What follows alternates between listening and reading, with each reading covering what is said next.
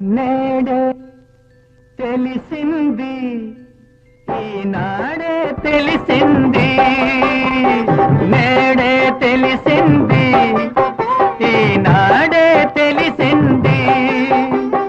కమ్మని కలకే రూపం వస్తే కమ్మని కలకే రూపం వస్తే అది నీలాగే ఉంటుందని నేడే తెలిసింది